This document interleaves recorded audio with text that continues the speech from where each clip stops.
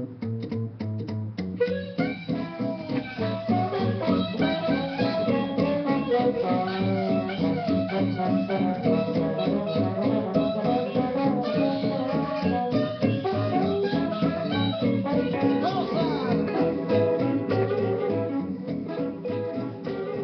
to Obscure Depths, MLB Preview, the Kansas City Chiefs. The Chiefs made maybe the most interesting, most compelling move of the offseason by trading top prospect Will Myers in return for James Shields and Wade Davis. That's right, all of a sudden this team has a veteran pitching rotation. Let's start right there. James Shields at the top. James Shields is a guy that hasn't probably got as much press as he should because he was probably the second best pitcher on Tampa next to David Price. But James Shields is probably one of the top 5 pitchers in all of baseball, maybe top 10, certainly top 5 in the AL. Whatever. Say what you want about him. If you don't like him, I'm sorry, but this guy is awesome. He's gonna have a little bit of an issue this year, but I think just in terms of wins, but I think he's going to still be his dominant self. I just think this team is going to struggle to win games for him in certain instances, but this is a very young team, and they could all of a sudden gel. They have a lot of returning players. Just the pitching is really the only thing that's different in there, and that's mostly just rotation. So this could be a dangerous team. I am picking them to finish third in the division. Third in the AL Central, but I really like what they're doing, and they could be very dangerous a year or two from now as well. Going back to the rotation, they got Irvin Santana. This is a guy that's had a couple down years, but is a nice veteran pitcher. I think the change of scenery will do him some good, and I think facing different batters in the AL Central is going to also do him some good. Jeremy Guthrie, this is a guy who's not too flashy, but he's a nice veteran arm again, and he's had some very good success, especially on some bad teams. His ERA was a little bit up there last year, but he did play for Colorado most of that. So I think given where he is, he's not a top of the rotation guy. Never has been, but he's had to be in his career. But given he's the number 3 starter for this team, I think you could see some decent success from him. Wade Davis, this is a guy that was relegated to the bullpen last year because of the oozing of pitching that goes on in Tampa Bay, but he's going to return to the rotation, and I think you're going to see a lot of life from this guy. I think you're going to see him get stronger as the season goes on. I mean, he essentially pitched a third of what he's used to pitching last year, so I think given he is stretched out enough, he is going to have a very good season for this team. Bruce Chen. This is another guy that has been around, and Kansas City seems to really want him on their roster. Him and Luke Hochevar are going to be kind of battling for that 5th spot. I think you got to give the nod to Chen. Hochevar, I don't know. He's been up, and he's certainly had his issues, but this team also hasn't been very good for him.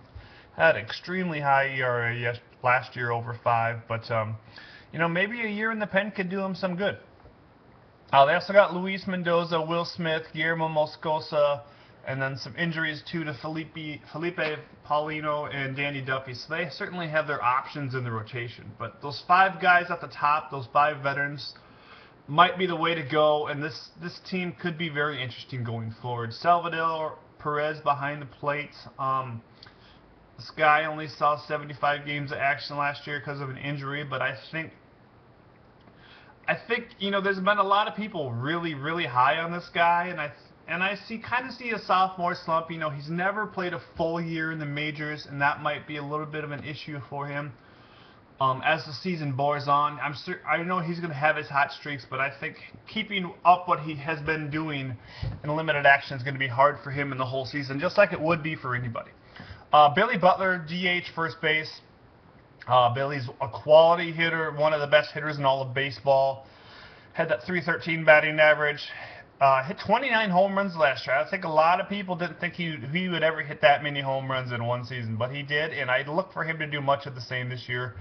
Eric Hosmer had his issues at first base last year.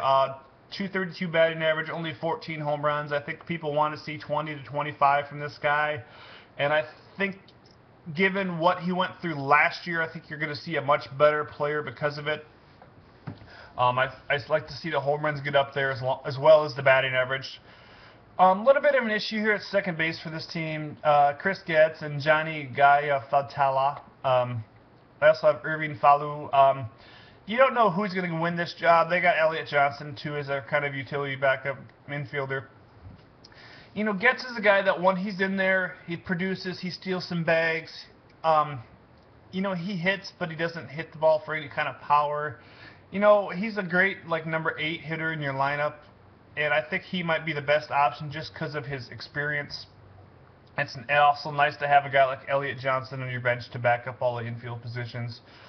Alcides Escobar, this is a guy that I really like, and I think he really showed his true potential last year, hitting .293 and swiping 35 bags. .293 batting average for a shortstop. You really can't ask for much more from that. I don't care what the rest of his numbers, but if he hits .293 out of that shortstop position, you got to be pretty happy if you're Kansas City.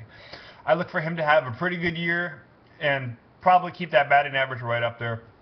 Mike Moustakas, this is the guy that also struggled batting average-wise, only hit .242. Did hit 20 home runs last year. I look for him to have a pretty solid year. Probably a rise in batting average, maybe not a rise in home runs, though. Alex Gordon, this is a guy that had so much potential coming out. Everybody thinks he's 5-tool. You know, I guess he is 5-tool because he does a little bit of everything, but he doesn't do a whole lot of one thing, which is, you know, a little bit disconcerting, but still, I mean, this guy is a great player, a great cornerstone player for this team going forward. You know, he's not a guy that's going to go 30-30, but if he can hit 20-20, I think Kansas City would be pretty happy. He hit .294, you know, he's done really hard, and he's got his batting average up there. And I think Kansas City's been really impressed with how hard he's worked at this level to become good, and you know they're just going to benefit because of it. Lorenzo Cain had a decent showing last year for this team in limited time. They're finally going to be ready to let him fly. I think he has potential to steal, you know, 30-40 bags, maybe hit 10 to 15 home runs. .266 batting average might be kind of the norm for him, considering he'll probably hit at the top of the lineup. They also got Jared Dyson, who swiped 30 bags in just half of a season last year. Nice backup outfielder for this team. And you're going to see some good things from him, I think, filling in. Jeff Francoeur in left had his issues last year. .235 batting average, 16 home runs. You know, Francoeur is going to probably stay there all year because this team got rid of Will Myers. I'm not sure, you know, if Kansas City's out of it, they maybe would pull the trigger if he's having a decent year on a trade and play Dyson and right after that. But you know, Francoeur is a quality hitter. He's had his lumps over the last couple. Last year he was not good, but the year before that he had a very good year, very nice rounded year. So I look for him to maybe have a bounce back year. And this team needs a nice veteran presence in the lineup. He's really the oldest guy in this lineup, probably. So I look for him to, you know, maybe they should move him down to like 6 or 7 and not put a lot of pressure on him. And I think he'll have a decent year. Maybe 20 home runs. I'd like to see, you know, 70, 80 RBIs. That'd be really nice, and I think Kansas City would be happy with that. Moving to the bullpen, they got Greg Holland slated as a closer. You know, he is a nice power pitcher. I don't know if power pitcher certainly has to be the norm for a closer, though. I think Aaron Crow might be a little better suited for this closer role. They obviously don't want to give him a shot at the rotation. So I think, you know, with him having starter stuff, and by that I mean a mix of pitches, he might be a little better served. He might be a guy that can come in there in the last inning and really mix things up and kind of throw hitters off guard. You know, when you get those power pitchers in there for the ninth, they just come in there and throw gas, and it's fun and exciting, and you know, anything can happen. But I think Crow might be a better option. That's just how I think of it. Greg Holland had 91 Ks in 67 innings last year. Did get 16 saves for this team. So, you know, they think he's their closer, and that's fine. I think Crow might be a better solution. Kelvin Herrera, another kind of power guy, not quite a strikeout parading guy, but I like what he brings to the table. I think he's got some. I think he throws hard, and I think as he gets stronger and more mature at this level, you're gonna see the you know, the 90 strikeouts and 60 innings from this guy. Tim Collins, a nice lefty matchup guy, 93 Ks and 70 innings basically last year. This is a guy that's been with this team for a while, and he can certainly throw people off guard. He's a great matchup guy for lefties. Aaron Crow, we already talked about him. I think he has good stuff, and I think he's a strong member of this bullpen. Everett Teaford had his issues last year. Nate Adcock is another guy that, you know, had a decent year in limited time for these guys last year. So, you know, looking at this team, like I said, the only real big changes is the rotation with Shields, Santana, Wade Davis. Guthrie was there for a little bit last year. Bruce Chen's been there for a couple of years.